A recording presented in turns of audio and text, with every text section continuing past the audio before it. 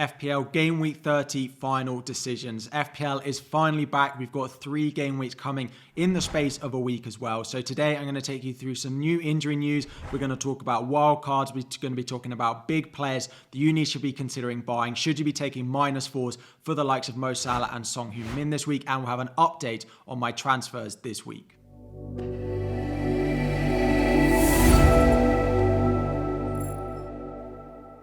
What is up, everyone? FPL Harry here. Before we dive in, 1,000 likes is the aim. Subscribe if you are new around here as well. And diving straight in with some injury news. There was a lot of flags going over the international break. We always have the big question of, are these real injuries or are they just injuries to potentially get out of a little bit of international duty? Starting off at Arsenal, 2 very highly owned assets in Bukayo Saka and Gabriel are both yellow flagged. Apparently, according to Arteta, Saka has not been involved in Arsenal training up until the time of his press conference on Friday morning. However, he was expected to take part in both the training on Friday and on Saturday before the big game on Sunday. Personally, I think this is too big a game to miss. We've seen Saka play through injuries in the past, and I'd be very, very surprised if he misses this game. Secondly, it's very similar for Gabriel. Didn't go, of course, on international duty, has been yellow flagged for the duration of the international break. Again, I do expect us to see Gabriel in the starting lineup for Arsenal, despite not having trained much this week. It is too big a game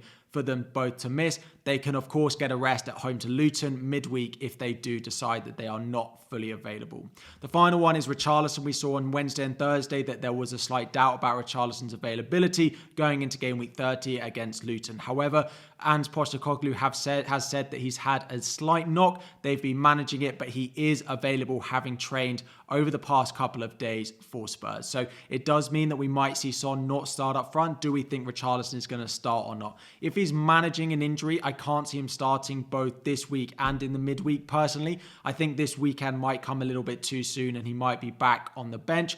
That is just a prediction and maybe one from a hopeful Son captainer hoping he plays up front this weekend. Personally, I think Richarlison might be on the bench and Son will start up front with Brennan Johnson on the left.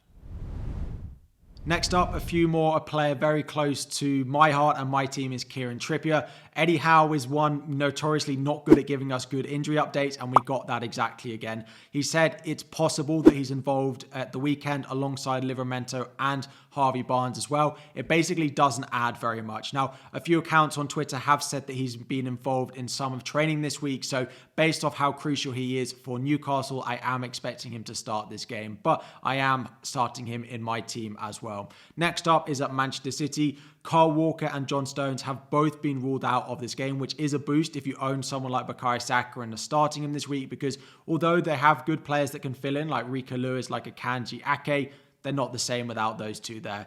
Ederson, on the other hand, is expected to start for Manchester City, as is Kevin De Bruyne. Kevin De Bruyne is still being managed. He's still not fully there, as we've seen over the past couple of weeks. He's missed the FA Cup game. He didn't go on international duty. He's trained well over the past couple of days, according to Pep, and a bit like Saka and Gabriel, given the monumental game we have at the weekend, I do expect De Bruyne to start.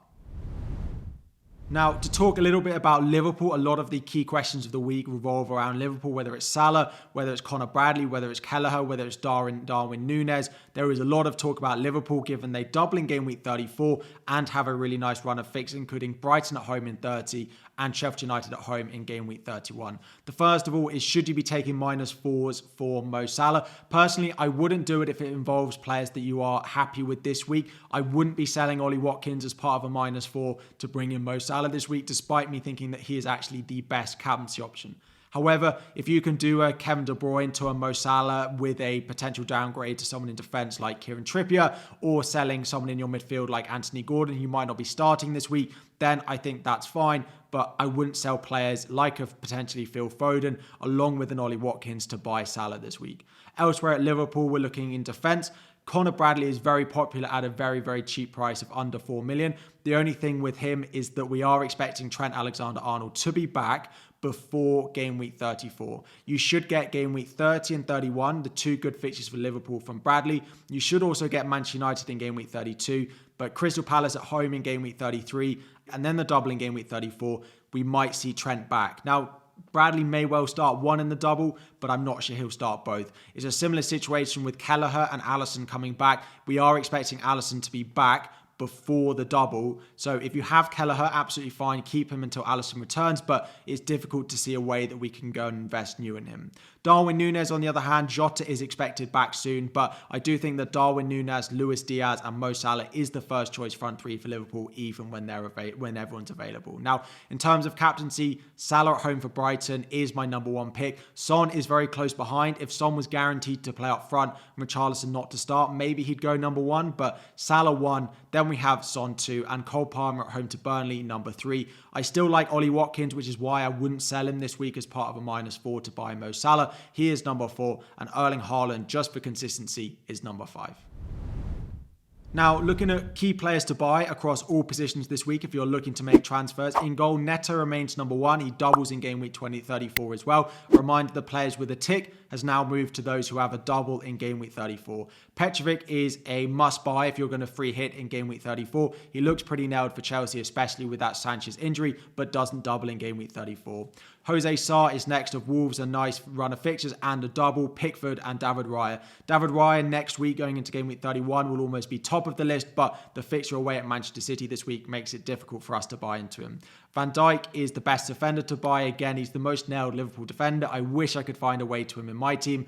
Gusto is second despite no double in 34, followed by 3 defenders who, of course, all double. Aït-Nouri from Wolves, Muniz from Crystal Palace, and Zabani at Bournemouth, who we've all had joy with over the past couple of weeks. Into midfield, Salah is clearly number 1. Cole Palmer takes number 2 just because when we're looking at squad value, squad structure, Palmer is a much better pick in terms of value over Son. Son is close though in number 3 in terms of this week. He will drop down over the next few weeks, but Luton at home this week is hard to ignore. Saka is 4. Again, he'll be much higher up next week once they've got that Manchester City fixture out of the way. And then Luis Diaz. I think he's a really nice differential buy in that Liverpool midfield if you have a spare slot.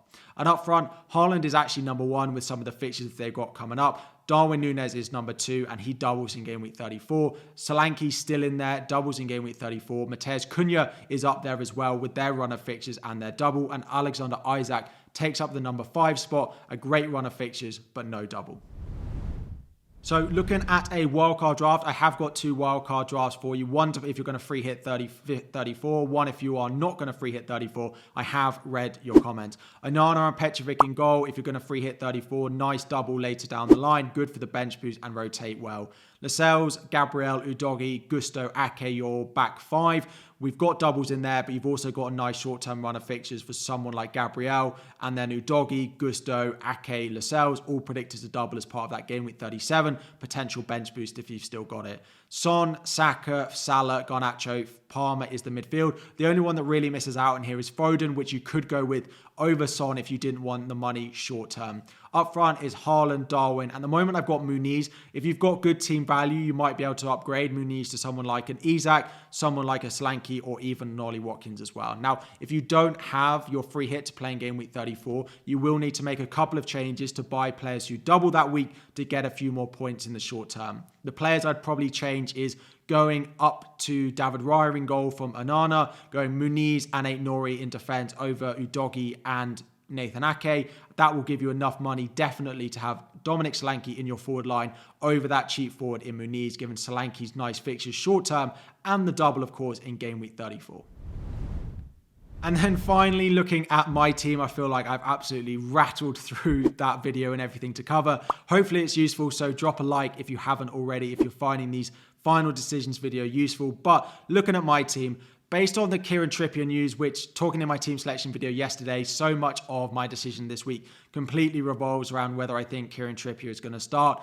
And I think he probably will. So Kieran Trippier is going to stay, which means there is no route to Mo Salah for me this week at time recording. The only thing that would change that, of course, Newcastle are the early kickoff going into the deadline. So we might get some early team news on the deadline stream, which could change those plans. But at the moment, if we hear nothing, I'm just going to roll my transfer this week. I have made a slight change. I've dropped Bukayo Saka to the bench and I have started Anthony Gordon. A lot of you telling me that Gordon's home record is so good, and it is. West Ham are not a great defence at the moment, and even with the Manchester City injuries, I have gone with Bukayo Saka on the bench. I don't love it.